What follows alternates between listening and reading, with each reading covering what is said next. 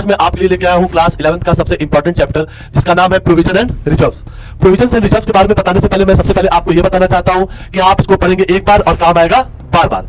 ये जो class 11th की अकाउंटेंसी है वो बेस है जिसके बेसिस पे आप फ्यूचर तक, चाहे आप ग्रेजुएशन करिए, चाहे आप बीकॉम एमकॉम, चाहे आप सीए करिए, चाहे सीएस करिए, ये आपको बेसिक्स चीजें जो है ठीक है वो हमेशा काम आनी है। तो प्रोविजन से आप यही जाने कि जब बिजनेसमैन प्रॉफिट का या प्रॉफिट ना हो उसका कुछ अमाउंट असाइड करता है फ्यूचर की नॉन लायबिलिटी जिसके बारे में आपको पता है, नॉन लॉसेस को मीट करने के लिए, उसको सेटल करने के लिए, उससे बचने के लिए, ठीक है, हम उसी को क्या कहते हैं, प्रोविजंस कहते हैं। ठीक है, फीचर्स भाई बहुत आसान है, कुछ भी नहीं करना है आपको, ठीक है, इसलिए मैंने छोटे छोटे टर्म्स रखे हैं, आप आराम से इनके स्क्रीनशॉट ले सकते हैं, आपको कभी कोई प्रॉब्लम नहीं होगी, आप इनको एग्जाम पे भी लिख सकते हैं, आराम से आपको टीचर्स नंबर दे के जाएंगे। उनके पॉकेट में जाने वाला है जो प्रॉफिट, उसी प्रॉफिट में से ओनर कुछ हिस्सा निकाल करके रख देता है किनारे करके कि किसी भी तरीके के अनएक्सपेक्टेड लॉसेस, अनएक्सपेक्टेड लायबिलिटीज को हम मीट कर सके, हमारे बिजनेस पे कोई अफेक्ट ना पड़े।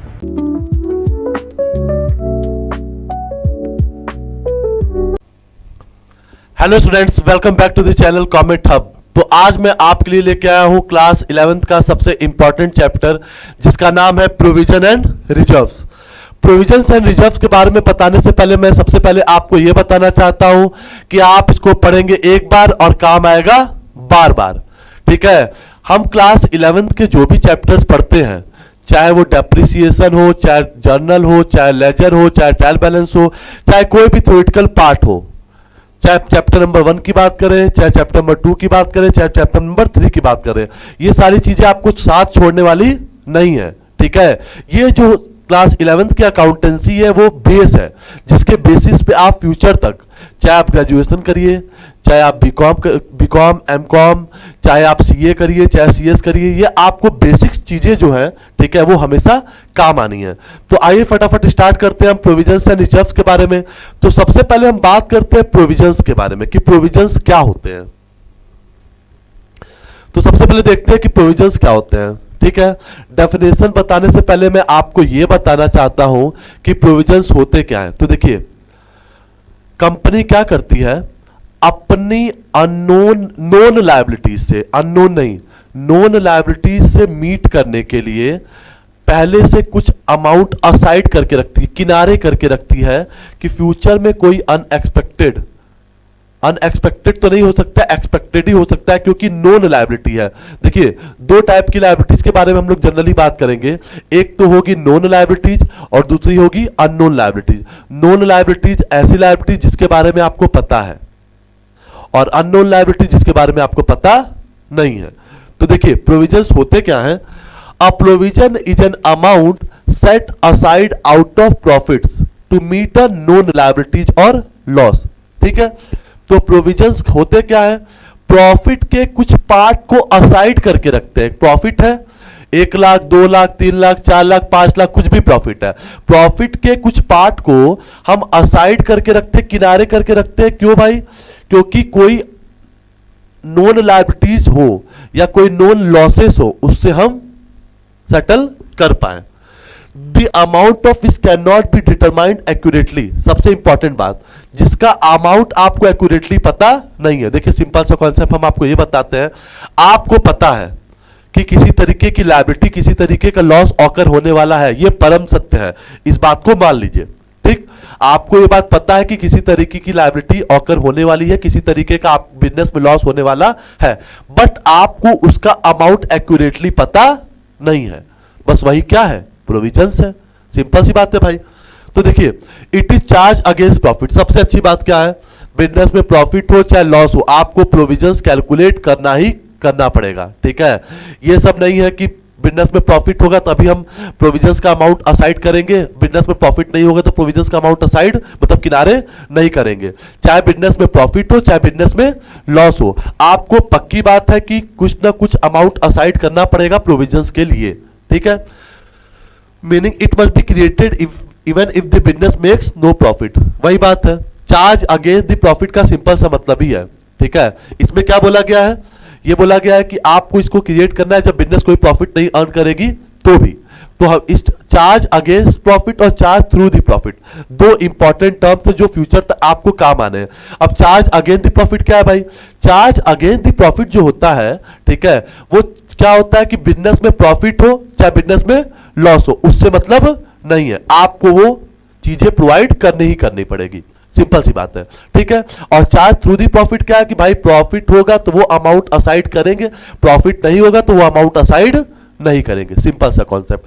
तो प्रोविजन से आप यही जाने कि जब बिजनेसमैन प्रॉफिट का या प्रॉफिट ना हो उसका कुछ अमाउंट असाइड करता है फ्यूचर की नोन लायबिलिटी, नोन लायबिलिटी जिसके बारे में आपको पता है, नोन लॉसेस को मीट करने के लिए, उसको सेटल करने के लिए, उससे बचने के लिए, ठीक है, हम उसी को क्या कहते हैं, प्रोविजंस कहते हैं, ठीक है। और सबसे इंपॉर्टेंट बात कि आपको पता है कि फ्यूचर में लॉस होने वाला है, ठीक, लेकिन आपको उसका अमाउंट एक्यूरेटली पता नहीं है, ठीक है।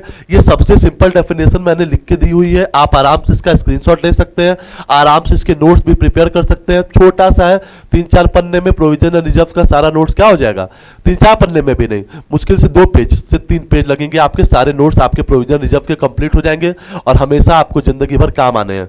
एक बार प्रोविजन रिजर्व पढ़ लेंगे अच्छे से, कोई प्रॉब्लम नहीं होने वाली है आपको। देखिए, a provision is an amount set aside out of profit to meet a known liability, ठीक है। प्रोविजन क्या होता है, हम कुछ अमाउंट असाइड करते हैं नोन लायबिलिटी से मीट करने के लिए, नोन लॉसेस से मीट करने के लिए, but the amount of which can not be determined accurately, जिसका अमाउंट आपको एक्यूरेटली डिटरमाइंड नहीं है, ठीक।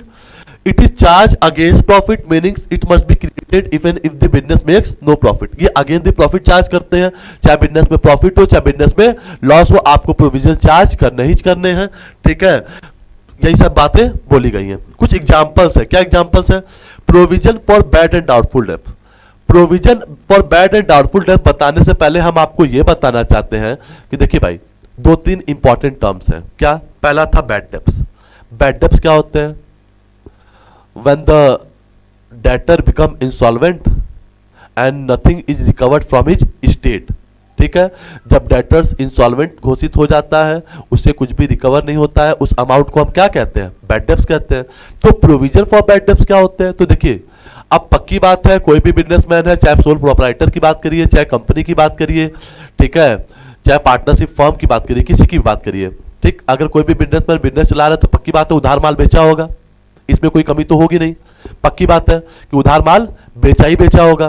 तो होता क्या है कि अगर बिजनेसमैन उस बंदे को, डेटर को उधार माल बेचा है, ठीक, उस डेटर को भी बेचा है, ABCD XYZ, ललिता, बबीता, सुनीता, ठीक है, Rohan, Mohan, Sohan, different type of persons को वो क्या किए हैं, कुछ ना कुछ अमाउंट पे उधार पे माल को बेचे हैं, तो उनसे भी पैसा लेना है, उनसे भी पैसा लेना है, उनसे भी पैसा लेना है, सारे लोगों से पैसा लेना है। जरूरी है, ऐसा जरूरी तो होगा नहीं कि सारे लोग आपको पैसा दे ही दे।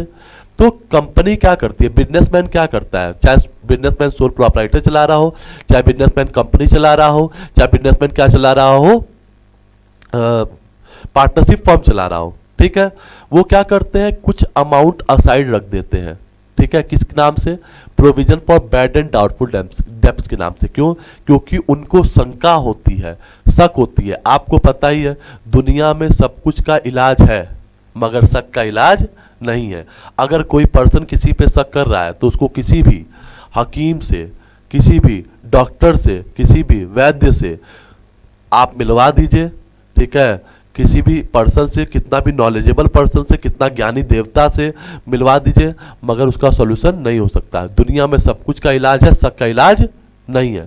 तो हमें शक है, हमें शंका है, हमें लगता है कि हमको कुछ लोगों से पैसा नहीं मिल सकता है। तो भाई जब कुछ लोगों से पैसा नहीं मिल सकता है तो क्या करती है, बिजनेसमैन कुछ अमाउंट असाइड करके रखता है। हो सका कि हमको लग रहा हो कि इन वो एक्स के बिजनेस की स्थिति सही नहीं चल रही, वो पैसा न दे पाए, ठीक है। एक्स का मतलब वो एक्स नहीं जो आप समझ रहे हैं, एक्स का मतलब वो है कि उस पर्टिकुलर पर्सन का नाम, ठीक है। हो सके सोहन की स्थिति ना सही चल रही हो, वो आपको पैसा ना दे पाए, हो सके मोहन की स्थिति ना चल रही हो, बैंकरप्ट होने वाला, वो पैसा ना दे पाए। तो इसीलिए हमें लग रहा है कि इतने अमाउंट हमको मिल नहीं सकते हैं, तो वो अमाउंट हम असाइड करके रख देते हैं, ठीक है, कि फ्यूचर में इतने पैसे हमको मिलने के चांसेस नहीं है। उसी को कहते हैं provision for bad and doubtful debts, ठीक है। हमें शंका है, शक है कि इतना पैसा हमें मिल नहीं सकता है, तो कुछ अमाउंट हम असाइड करके रख देते हैं उस प्रोविजन के नाम से कि हम इतना पैसा मिलने के चांसेस नहीं है। देखिए, आपको अमाउंट एक्यूरेटली अभी भी नहीं पता है कि हो सके ये पैसा दे देने की स्थिति सही हो जाए, ठीक है। एक्स की बात नहीं कर रहे हैं, एक्स की स्थिति कभी जिंदगी में सही नहीं हो सकती है। सही क्या हो सके सोहन की स्थिति सही हो जाए, आपको पैसा दे दे, हो सके मोहन की स्थिति सही हो जाए, आपको पैसा दे दे, लेकिन हो सकता है कि नहीं भी हो। तो हमको लगता है, एक कॉन्सेप्ट है, ठीक है, बहुत इंपॉर्टेंट कॉन्सेप्ट है, उस कॉन्सेप्ट का नाम है कंजर्वेटिज्म ऑफ प्रूडेंस। आपको याद होगा क्लास 11th का चैप्टर नंबर 3 जिसका नाम है बिजनेस, सॉरी उसका नाम क्या है, meaning and objective of accounting, second था बेसिक अकाउंटिंग टर्म्स, और क्या था तीसरा, प्रिंसिपल्स, ठीक है, जहां पे हम पढ़ते थे अकाउंटिंग प्रिंसिपल्स एंड कॉन्सेप्ट। तो एक वो था कंजर्वेटिज्म ऑफ प्रूडेंस, ठीक है। कंजर्वेटिज्म ऑफ प्रूडेंस आपको ये बताता था, वो एकदम इंपॉर्टेंट टॉपिक है जो फ्यूचर तक काम आना है। तो कंजर्वेटिज्म ऑफ प्रूडेंस आपको ये बताता है कि अगर बिजनेसमैन को लगता है कि फ्यूचर में किसी भी तरीके का लॉस होने वाला है तो वो उसको रिकॉर्ड करके रख ले, अभी ही रिकॉर्ड करके रख ले।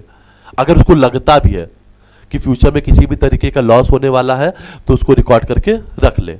लेकिन अगर लगता है उसको फ्यूचर में इतना गेन होने वाला है तो जब तक एक्चुअल में वो गेन ना हो जाए, जब तक एक्चुअल में वो प्रॉफिट ना हो जाए, तब तक उसको रिकॉर्ड करके नहीं रखेंगे, ठीक है।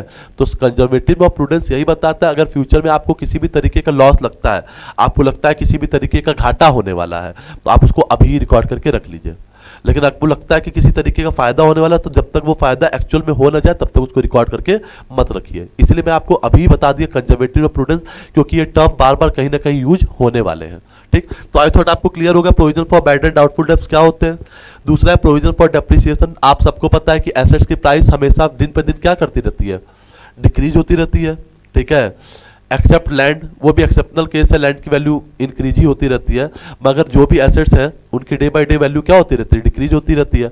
बट आपको अभी भी एक्चुअल में पता नहीं है कि कितना डिक्रीज हो रही है ना।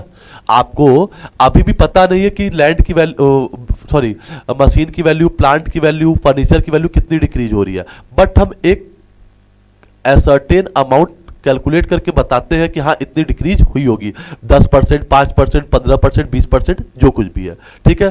तो हम वैसे ही प्रोविजन फॉर डेप्रिसिएशन मेंटेन करके रखते हैं उस पर्टिकुलर एसेट्स के लिए, ठीक है, क्योंकि आपको पता है कि आपका लॉस हो रहा है, आपको ये बात पता है कि एसेट्स की वैल्यू क्या हो रही है, दिन पे दिन डिक्रीज कर रही है, बट एक्चुअल में आपको पता नहीं है कि कितनी डिक्रीज कर रही है, एकदम एग्जैक्ट वैल्यू आपको पता नहीं है, पता नहीं है हमें एग्जैक्ट वैल्यू। तो जब एग्जैक्ट वैल्यू पता ही नहीं है हमें, तो हम क्या कर सकते हैं, कुछ नहीं कर सकते हैं। बट हम एक सर्टेन अमाउंट कैलकुलेट करके रख सकते हैं कि अनुमान इतना है कि हमारा इतना अमाउंट घट सकने की चांसेस है। क्लियर है मेरी बात आपको। उसके बाद हम बात करते हैं प्रोविजन फॉर टैक्स। आपको पता है सरकार बिना टैक्स के तो मानेगी नहीं, ठीक है। तो टैक्स का रेट हमेशा बदलता रहता है, पिछले साल कुछ और था, उसके साल कुछ और था। अब देखिए जीएसटी इस बार डिक्रीज हो गया, ठीक है।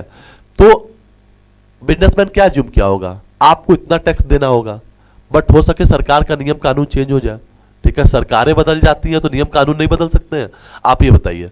तो टैक्स के लिए भी प्रोविजंस मेंटेन करके रखते हैं, ठीक है। हो सके उससे ज्यादा टैक्स देना, हो सके जितना प्रोविजन बनाए उससे कम टैक्स देना हो। सेम चीजें वैसे ही प्रोविजंस बना के रखते हैं रिपेयर और रिन्यूअल्स के लिए। किसके रिपेयर और रिन्यूअल्स के लिए, एसेट्स के रिपेयर्स और रिन्यूअल्स के लिए। अपने बिल्डिंग के रिपेयर्स और रिन्यूअल्स के लिए प्रोविजंस बना करके मेंटेन करके रखते हैं कि हम एक पर्टिकुलर टाइम के बाद उस एसेट्स का, उस बिल्डिंग का, ठीक है, उस पर्टिकुलर प्लांट का, उस एसेट्स का हम क्या कर सकते हैं, रिपेयर रिन्यूअल करा सकते हैं, ठीक है। तो करा सकते हैं तो भाई कराएंगे ही, लेकिन हो सके हमारा बजट 5 लाख का हो और बजट चला जाए 7 लाख, या बजट 7 लाख का हो बजट चला जाए 4 लाख, तो हम एक अमाउंट असाइड करके प्रोविजंस के नाम के रख देते हैं, ठीक है, क्योंकि हमें एक्यूरेटली अमाउंट पता नहीं है। देखिए फ्यूचर अनसर्टेन होता है, आप सबको पता है फ्यूचर में क्या होगा आपको पता नहीं है। आज जो आपके साथ है हो सके कल वो आपके साथ न रहे, आप जिसको आज अपना सगा मान रहे हो सके कल वो आपका सगा न रहे, ठीक है। तो फ्यूचर क्या होता है, हमेशा अनसर्टेन होता है, कोई किसी का साथ रहे ये बहुत जरूरी नहीं होता है। आप जो सोच रहे हैं जरूरी नहीं है कि सेम चीजें हमेशा हो ही हो, ठीक है। तो देखिए provision for repair and renewals में क्या होता है मेनली कि हम रिपेयर और रिन्यूअल्स के लिए भी प्रोविजंस मेंटेन करके रखते हैं कि फ्यूचर में हमें रिपेयर और रिन्यूअल्स कराना पड़े, उसके लिए पहले से ही कुछ अमाउंट असाइड करके रखें, क्योंकि आपको पता है कि कराना पड़ेगा, बट आपको एक्यूरेटली अमाउंट नहीं पता है कि कितने अमाउंट का कराना पड़ेगा, ठीक। आई थॉट आपको चारों एग्जाम्पल्स क्लियर होंगे। हम आगे बढ़ते हैं। अब फीचर्स है कुछ प्रोविजंस के। फीचर्स भाई बहुत आसान है, कुछ भी नहीं करना है आपको, ठीक है। इसलिए मैंने छोटे छोटे टर्म्स रखे हैं, आप आराम से इनके स्क्रीनशॉट ले सकते हैं, आपको कभी कोई प्रॉब्लम नहीं होगी। आप इनको एग्जाम में भी लिख सकते हैं, आराम से आपको टीचर्स नंबर दे के जाएंगे। एकदम सिंपल और इजीएस्ट लैंग्वेज में मैंने आपको नोट्स प्रोवाइड करने का काम कर रहे हैं। सबसे पहला फीचर्स क्या है, made to meet expected losses और लायबिलिटीज। प्रोविजंस क्यों बनाए जाते हैं? प्रोविजंस बनाए जाते हैं भाई एक्सपेक्टेड लॉसेस, जो हम एक्सपेक्ट कर रहे हैं लॉस, या जो एक्सपेक्ट कर रहे हैं liability which we have to be paid in the future, ठीक है। तो उसको बीट करने के लिए हम प्रोविजंस मेंटेन करके रखते हैं, ठीक है। रिड्यूसेस प्रॉफिट, प्रॉफिट रिड्यूस करेगा। क्यों भाई? प्रॉफिट तो रिड्यूस करेगा ही करेगा, ठीक है। और वैसे भी प्रॉफिट हो चाहे ना हो, चाहे बिजनेस में प्रॉफिट हो चाहे बिजनेस में लॉस हो, पक्की बात है हमको बनाना पड़ेगा ही पड़ेगा प्रोविजंस, ठीक है। तो क्या बोला गया है, प्रॉफिट रिड्यूस करता है तो प्रॉफिट रिड्यूस करेगा ही, क्योंकि प्रॉफिट के ही पार्ट को तो असाइड करते हैं। अब हम प्रोविजन मेंटेन करें तो हमारा प्रॉफिट क्या हो जाएगा? घटेगा ही घटेगा। हम कमा रहे थे 5 लाख, हमको लग रहा है कि 1 लाख का लॉस होने वाला है, फ्यूचर में 1 लाख रुपया हमारा लगने वाला है, 1 लाख निकाल देंगे तो हम कितना कमाएंगे? 40 लाख रुपया कमाएंगे ना भाई, सिंपल सी बात है। तो हम प्रॉफिट को क्या रिड्यूस, हमारा क्या हो जाता है? प्रॉफिट हो जाता है। तीसरा पॉइंट क्या बोला है, shown on the liability side of balance sheet और deducted from the assets value. देखिए ये इसका ट्रीटमेंट है, हम इसको ट्रीट कैसे करते हैं। आप चैप्टर नंबर 22 या 21 पढ़ेंगे, फाइनेंशियल स्टेटमेंट विथ एडजस्टमेंट और विदाउट एडजस्टमेंट, ठीक है। तो उसमें प्रोविजंस मिलेंगे आपको, किसी भी तरीके का प्रोविजंस होते हैं, या तो उसको लायबिलिटी साइड, बैलेंस शीट के किस साइड शो करते हैं हम? लायबिलिटी साइड शो करते हैं, या तो हम उस पर्टिकुलर एसेट्स में से क्या कर देते हैं? डिडक्ट कर देते हैं। जैसे डेटर्स 5 लाख के हैं, हमको लगता है कि 50,000 के डेटर्स का प्रोविजन फॉर डाउटफुल डाउट है हमें कि इतने पैसे नहीं मिल सकते हैं, तो 50,000 डेटर्स में से क्या कर देते हैं? घटा देते हैं। तो 4 लाख में से 50,000 घटा दीजिए, कितना बचा? 3.5 लाख रुपया बचे, ठीक है। ऐसे करते हैं। और creation is compulsory under prudence concept, ये बात भी हम आपको बता चुके हैं कि इसको बनाना अनिवार्य है, जरूरी है, आवश्यक है। क्यों? प्रूडेंस कॉन्सेप्ट के अंडर। अभी प्रूडेंस कॉन्सेप्ट के बारे में बताया आपको, कंजर्वेटिव और प्रूडेंस, वही प्रूडेंस कॉन्सेप्ट कि अगर आप बिजनेसमैन को लगता है कि फ्यूचर में किसी तरीके का लॉस होने वाला है तो उसको अभी रिकॉर्ड करके रखेगा, लेकिन अगर फ्यूचर में किसी तरीके का गेन होने वाला है तो जब तक गेन हो ना जाए तब तक रिकॉर्ड करके नहीं रखेंगे, ठीक है। तो ये था आपके फीचर्स और प्रोविजंस। अब हम बात करते हैं किसके बारे में? रिजर्व्स के बारे में। रिजर्व भी बहुत इंपॉर्टेंट टर्म है, ठीक है। प्रोविजंस आई थॉट आपको बहुत अच्छे से क्लियर होगा, विथ एग्जांपल्स मैंने आपको डिटेल्स में बता दिया, ठीक है। अब हम बात करते हैं किसके बारे में? रिजर्व्स के बारे में। तो रिजर्व्स क्या होते हैं?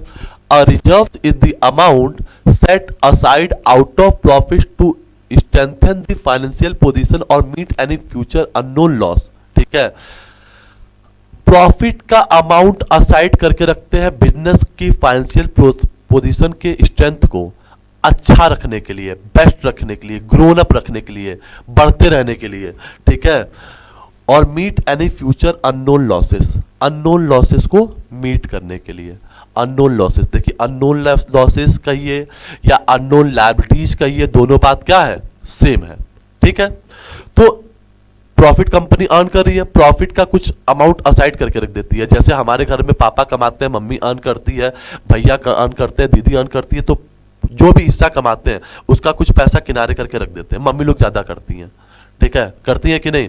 कि फ्यूचर में क्या हो सकता है नहीं पता है, लेकिन फ्यूचर में जब पापा को बहुत ज्यादा जरूरत पड़ती होगी तो मम्मी तुरंत ही निकाल के दे देती हूँ अलमीरा में से, हाँ मेरे पास कुछ पैसे पड़े हुए हैं। वो किस लिए रखी हुई हैं? कि प्रॉफिट जो कुछ भी वो अर्न कर रहे थे, हमारे जो भी गार्जियन है, ठीक है, तो जो कुछ भी अर्न कर रहे थे उसमें से ही कुछ हिस्सा बचा करके वो रख दी, ठीक है। वैसे बिजनेसमैन भी करता है कि जो कुछ भी वो प्रॉफिट अर्न करता है उसमें से कुछ हिस्सा निकाल करके रख देता है कि फ्यूचर में कोई अननोन लायबिलिटीज आती है, अनएक्सपेक्टेड लॉस होता है, तो उससे हम मीट कर सके, हमारे जेब से पैसा न जाए, ठीक है, हमारे जेब से पैसा न लगे, हमको कोई प्रॉब्लम ना हो, हमारे बिजनेस पे कोई अफेक्ट भी ना पड़े, इसलिए हम रिजर्व मेंटेन करके रखते हैं, ठीक है। देख रहे हैं बिजनेसमैन कितना चालाक है, नॉन लायबिलिटीज के लिए प्रोविजन बना के रख रहा है, रिजर्व के लिए क्या कहते हैं, अननोन लायबिलिटी के लिए रिजर्व बना के रख रहा है। अब बिजनेस कभी डूबेगा नहीं। तो जो बिजनेसमैन अपने प्रोविजंस और रिजर्व्स को अच्छे से मेंटेन करके रखता है, ठीक है, उसको कभी भी फ्यूचर में प्रॉब्लम नहीं होता है, वो हमेशा बिजनेस में ग्रोथ करता रहता है, ठीक है। तो अननोन लॉसेस के लिए बनाए जाते हैं reserve. It is an appropriation of profit created only when there profits, ठीक है। ये एप्रोप्रिएशन ऑफ प्रॉफिट का ही हिस्सा होता है, ठीक है। तो जब कंपनी को प्रॉफिट हो तब आप बनाइए, कंपनी को प्रॉफिट नहीं है तो वो मत बनाइए। और यहाँ पे जरूरी नहीं है, एकदम आवश्यक नहीं है, ये ऑप्शनल होता है, आपके ऊपर डिपेंड करता है। आपको बनाना है तो बनाइए और नहीं बनाना है तो मत बनाइए, कोई प्रॉब्लम नहीं है, ठीक है। कुछ एग्जांपल्स है रिजर्व्स के। पहला है जनरल रिजर्व, दूसरा है specific reserve. General reserve generally किसके लिए बनाया जाता है, किसी भी यूज में आ जाए जनरल रिजर्व, ठीक है। Specific reserve that are use for the specific purpose, जो स्पेसिफिक पर्पज में ही यूज हो वो कौन से रिजर्व्स होते हैं, स्पेसिफिक रिजर्व्स होते हैं। कैपिटल रिजर्व्स, ठीक है, जो कैपिटल के प्रॉफिट में से जो रिजर्व बस कैपिटल के प्रॉफिट से अर्न करते हैं और जो रिजर्व बस कैपिटल के लिए ही यूज किया जाएगा वो क्या है, कैपिटल रिजर्व। रेवेन्यू रिजर्व, जो प्रॉफिट अर्न कर रहे हैं उससे जो हिस्से से बनता है वो होता है रेवेन्यू रिजर्व। इसके बारे में भी हम डिटेल डिस्कस करेंगे। ये एग्जाम्पल्स है रिजर्व्स के बारे में। किसके बारे में है, रिजर्व्स के बारे में। कुछ फीचर्स है रिजर्व्स के, क्या आप एक बार ढंग से डेफिनेशन पढ़ लेंगे तो डेफिनेशंस के ऊपर ही डिपेंड करता है, क्या डेफिनेशंस के ऊपर ही आपका डिपेंड करता है फीचर्स, ठीक है, कैरेक्टरिस्टिक्स। क्या फीचर्स है भाई, देखिए तेजी से लेके जा रहे हैं हम एरोप्लेन, ठीक है, आप भी तेजी से रिजर्व्स को खत्म करिएगा। क्रिएटेड टू मीट अननोन और अनफॉरसीन लॉस, ठीक है, आप सभी को पता है भाई किस लिए बनाते हैं, आप बनाते हैं कोई अनएक्सपेक्टेड लॉस होने वाला है, अननोन लॉस होने वाला है जिसके बारे में आपको पता नहीं है। अभी आपको बताया था फ्यूचर अनसर्टेनिटी के साथ होती है, फ्यूचर के बारे में आपको पता नहीं है, कल किसने देखा, बड़े बुजुर्ग कह गए भाई कल किसने देखा। तो हम रिजर्व्स इसीलिए मेंटेन करके रखते हैं कि अननोन लॉसेस, अनएक्सपेक्टेड लॉसेस के लिए हम इसको मेंटेन करके रखे रहते हैं, ठीक।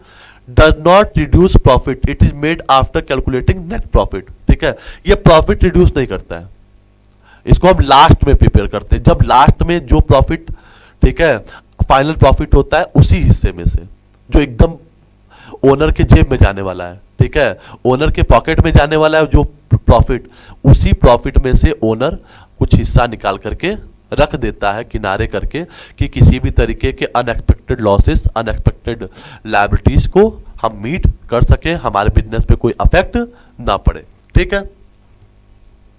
Optional except it is in certain cases like statutory reserve. Statutory reserve के बारे में हम आपको क्या बताएं, कुछ रिजर्व्स ऐसे होते हैं जिसको कंपनी बनाना आवश्यक समझती है, ठीक है, जिसको बिना कंपनी का जरूरत। स्टैट्यूटरी रिजर्व मेनली होता क्या है अभी हम लोग डिस्कस करेंगे आगे। बस एक्सेप्ट है क्या कि हम, हमारे ऊपर डिपेंड करता है, सिंपल सी बात है, हमारा मन हो तो बनाइए, बिजनेसमैन का मन हो तो बनाइए, बिजनेस का मन नहीं है तो मत बनाइए, बहुत जरूरी नहीं है। इसको कहां शो करते हैं, बैलेंस शीट के रिजर्व एंड सरप्लस हेड होता है उसके अंडर में शो करते हैं बैलेंस शीट में, ठीक है। अब कुछ डिफरेंस देख लिया जाए भाई, डिफरेंस बहुत इंपॉर्टेंट है, ठीक है। अब हम, ये भी तो डाउट होता है सर प्रोविजंस बता दिए, रिजर्व बता दिए, क्या डिफरेंस है, तो देखिए हम आपको शुरुआत में बताए थे क्या कि अननोन लायबिलिटीज के लिए बनाते हैं रिजर्व, नोन लायबिलिटीज के लिए बनाते हैं प्रोविजन। तो वैसे ही कुछ डिफरेंसेस है उसको देख लेते हैं, उसका बेसिस भी है और रिजर्व वो क्या कहते हैं पर्पज भी है।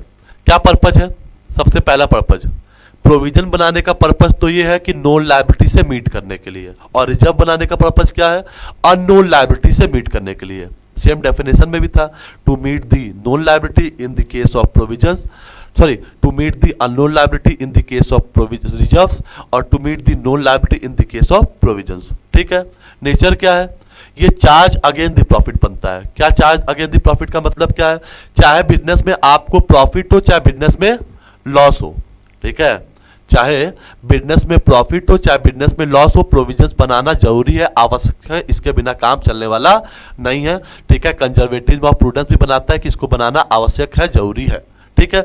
रिजर्व क्या बताता है, अप्रोप्रिएशन ऑफ प्रॉफिट, प्रॉफिट का ही हिस्सा है, प्रॉफिट होगा तो कंपनी बनाएगी, वो भी कंपनी के मतलब बिजनेसमैन के मूड के ऊपर है, मन के ऊपर, अगर वो बनाना चाहे तो बनाए, कोई बहुत जरूरी नहीं है क्योंकि वो फिर वो भोगेगा, ठीक है। अगर कलयुग है ना भाई, जैसा कर्म करेंगे वैसा भोगेंगे, अगर बिजनेसमैन बनाएगा, ठीक है, तो फ्यूचर में कोई अनएक्सपेक्टेड लॉस हुआ तो उसको प्रॉब्लम नहीं होगा, और नहीं बनाएगा तो भाई कर्म का सजा है, मिलेगा ही मिलेगा, ठीक। फिर देखिए profit requirement, created if and if no profit, ठीक है, प्रोविजंस हम क्रिएट करते हैं, प्रॉफिट का रिक्वायरमेंट है, ठीक है, तो प्रॉफिट का रिक्वायरमेंट प्रोविजंस में नहीं है, ठीक है। अगर प्रोविजंस में प्रॉफिट नहीं है तो भी बनाएंगे, भले बिजनेसमैन और लॉस में चला जाए, उससे मतलब नहीं है। लेकिन रिजर्व तो तभी बनेगा जब प्रॉफिट होगा, तभी जब कंपनी प्रॉफिट अर्न करेगी तभी बनेगा, नहीं तो प्रॉफिट नहीं अर्न करेगी तो रिजर्व बनने वाला नहीं है। ठीक है।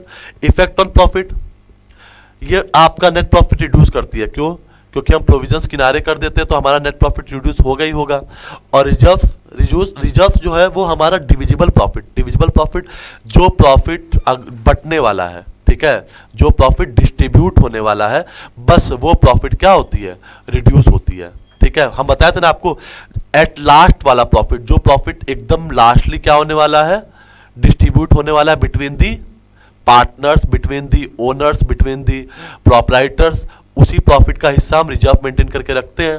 तो इसीलिए कहा गया कि रिड्यूसेस डिविजिबल प्रॉफिट। बहुत इंपॉर्टेंट डिफरेंस है, इसको बहुत ध्यान से देखिएगा। ठीक है। कंपल्सरी प्रोविजंस कंपल्सरी है, यस, और रिजर्व ऑप्शनल है, आपके ऊपर है, आपको बनाना है बनाइए, नहीं बनाना है मत बनाइए। ठीक है। बैलेंस शीट का क्या ट्रीटमेंट होता है, इसको शो करते हैं बैलेंस शीट के लायबिलिटी साइड। ठीक है। और या तो हम एसेट्स में से क्या कर देते हैं, डिडक्ट कर देते हैं, और इसको क्या करते हैं, इसको शो करते हैं बैलेंस शीट के लायबिलिटी साइड ही एक हेड होता है रिजर्व एंड सरप्लस, उसी हेड में हम इसको शो करते हैं। ठीक है। जल्दी से इसका भी स्क्रीनशॉट ले लीजिए आप।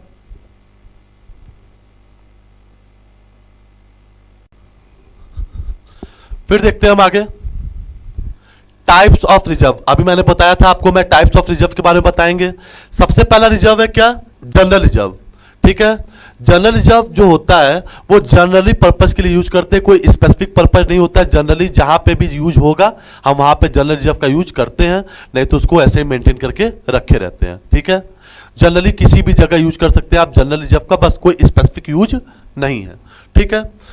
सबसे इंपॉर्टेंट है स्पेसिफिक रिजर्व। इसका एक एग्जांपल भी है वर्कमैन कंपेंसेशन रिजर्व, वहां पे हमने एग्जांपल लिया था डिबेंचर रिडेम्पशन रिजर्व। एक और एग्जांपल होता है इन्वेस्टमेंट फ्लक्चुएशन रिजर्व। ठीक है। स्पेसिफिक रिजर्व जो होता है वो पर्टिकुलर स्पेसिफिक पर्पस के ही काम आता है। ठीक है। जैसे कि एग्जांपल बताते हैं, इसमें एग्जांपल दिया हुआ है workman compensation reserve. Workman compensation reserve company अपने प्रॉफिट का ही पार्ट, आपको बताया कंपनी अपने प्रॉफिट का ही पार्ट असाइड करके रखी है, तो कुछ स्पेसिफिक रिजर्व रखी है वर्कमैन कंपेंसेशन रिजर्व, यहां पे एग्जांपल दिया हुआ है। तो वर्कमैन कंपेंसेशन रिजर्व क्यों मेंटेन करके रखी हो, एक्चुअली वो रखी हुई है वर्कर्स के लिए। ठीक है। वर्कर्स के साथ किसी तरीके का इंसिडेंट हो जाता है, उनके हाथ टूट गए, पैर टूट गए, ठीक है, किसी तरीके का इंसिडेंट होगा या वर्कर्स किसी तरीके का अनरीजनेबल डिमांड करने लगे, ठीक है, तो कंपनी क्या करती है, वो रिजर्व मेंटेन करके रखी रहती है ताकि उन सारी चीज़ों के लिए कंपनी के जेब से पैसा ना जाए। स्पेसिफिक रिजर्व मेंटेन है उनका, तो उस स्पेसिफिक पर्पज के लिए तो वो रिजर्व वहाँ से उठ के चला जाए। ठीक है। ताकि फ्यूचर में किसी भी तरीके का कोई कंपनी को कोई प्रॉब्लम ना हो, ना ही कंपनी का प्रॉफिट रिड्यूस हो। ठीक है। दूसरा क्या है capital reserve. Capital reserve mainly create होता है, हम आपको बताए थे, कैपिटल प्रॉफिट से। ठीक है।